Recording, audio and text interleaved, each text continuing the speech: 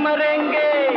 आदा है आज फिर जीने की तमन्ना है। नमस्कार दोस्तों, तो बॉलीवुड स्टोरी में स्वागत है। तो आज हम ऐसे ही खूबसूरत अभिनेता के तौर पर एक वीडियो ऐसे लेकर आए हैं। आखिरकार फिल्म की कहानी है गाइड, जिनके फिल्मों के गाने आपने कई बार सुने हो। शायद बात नए यंग दर्शक यानी उनके फैंस शायद बात गाइड फिल्म ना देखी हो, लेकिन कहीं ना कहीं डीजे में या कहीं अलग रेडियो में इन फिल्मों के गाने आप लोगों ने जरूर सुना होगा। आखिरकार आपको याद नहीं आ रहा होगा तो इस फिल्म का गाना सुनकर आपको जरूर याद आएगा। खूबसूरत एक्टर देवानंद साहब और उनकी साथ देने वाली हीरोइन रोहिदा रहमान, जो बेहद ही खूबसूरत और देवानंद और रोहिदा रहमान की सबसे सुपरहिट जोड़ी माने जाने वाली में से एक, जिन्होंने साथ में कई फिल्में की हैं। लेकिन बताया जाता है कि ये सारी की सारी फिल्में सुपर डुपर हिट रही हैं। इसका खुलासा खुद रोहिदा रहमान ने ही किया है। तो आइए जानते हैं, आखिरकार एक तो वक्त ऐसा भी था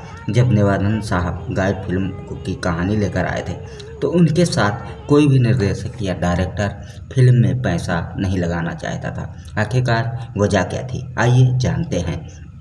बता दें दोस्तों कि गाइड फिल्म की कहानी तो उनके भाई भी खुद निर्देशक और डायरेक्टर थे, लेकिन देवानंद साहब जब अपने भाई के पास गाइड की कहानी लेकर गए तो उन्होंने इसकी कहानी पढ़ी और समझी भी, और उन्हें कहानी काफ़ी पसंद भी आई। लेकिन वो काफ़ी डर गए थे। उन्हें ऐसा लगा था कि इस फिल्म में अगर पैसा लगाते हैं तो उन्हें ऐसा लगा कि यह फिल्म नहीं चल पाएगी और पैसे डूब जाएंगे।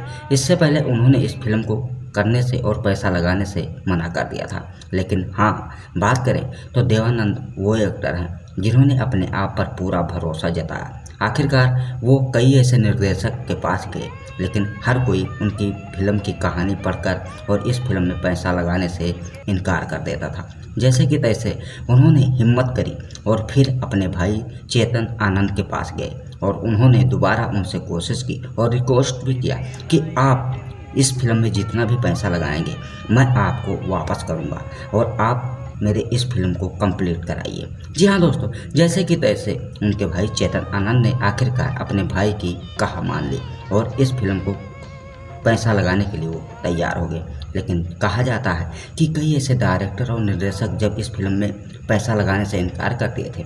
जब यह फिल्म कंप्लीट हुई उस दौर 1965 में जब इस फिल्म को रिलीज़ किया गया, बताया जाता है कि उस समय में इस फिल्म की कीमत 70 लाख की बजट में बनी थी दोस्तों। लेकिन फिलहाल जब यह फिल्म रिलीज हुई और कमाई के मामले में 1,76,00,000 रुपये की आमदनी की, तो जिन डायरेक्टर और निर्देशकों ने देवानंद की इस फिल्म की कहानी को रिजेक्ट किया था, आखिरकार वो इतना ज़्यादा परेशान हो गए कि उन्हें यकीन ही नहीं हो रहा था। वहीं सुपरस्टार देवानंद साहब आखिरकार उनके घर के सामने हर प्रोड्यूसर और निर्देशक का गेट के बाहर पहरा लग गया कि शायद बात देवानंद अब हमारी कोई फिल्म में साइन कर ले।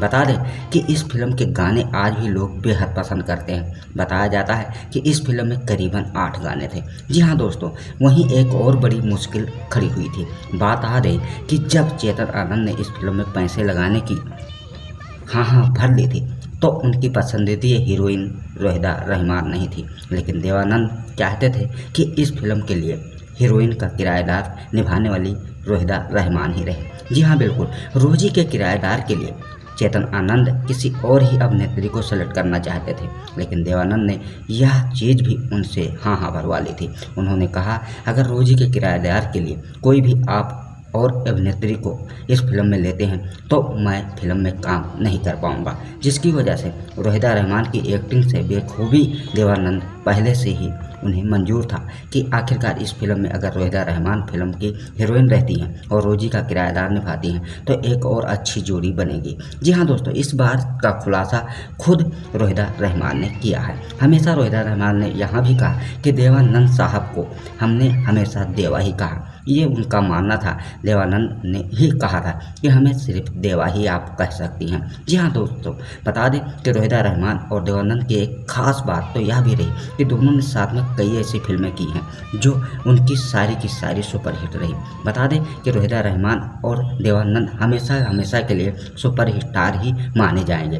भले ही इंदिरा गांधी का देवानंद के ऊपर बैन लगाया हो काली कोट को लेकर, लेकिन इससे उनके फैंसों को कोई फर्क नहीं पड़ता। यहाँ तक ही नहीं, बता दें कि हिंदी सिनेमा जगत को सबसे ज़्यादा सुपरस्टार अगर कोई मिला है तो वो देवानंद साहब थे। अगर आज के दौर में बात करें, भले ही अमिताभ बच्चन, धर्मजी, विनोद खन्ना अनेकों फिल्में दी हैं और इनकी ताबड़तोड़ फिल्में कमाई भी की हूँ, लेकिन दौर आता है कुछ पिछले 70 और 60 के बीच में तो उसका स्टार कोई और नहीं देवानंद साहब थे, जिन्होंने एक से बढ़कर एक फिल्मों में काम किया है। शायद बात यही वजह रही कि आज भी इनके फिल्मों के गाने लोग बेहद पसंद करते हैं। आने वाले दौर में कई तरह की फिल्में बनी हैं और हर तरह के सुपरहिट गाने भी सुनने और समझने के लिए मिलते हैं, लेकिन बताया जाता है जब देवानंद की फिल्म के गाने लगते हैं तो लोग एक तरफ और देवानंद एक तरफ हो जाते हैं। बताया जाता है कि उनके फिल्मों के गाने करीबन आप लाखों बार सुन लें, लेकिन बंदे का मन नहीं भरता। ऐसा ही होता कि आदमी बार बार इस फिल्म के गाने को गुनगुनाता रहता।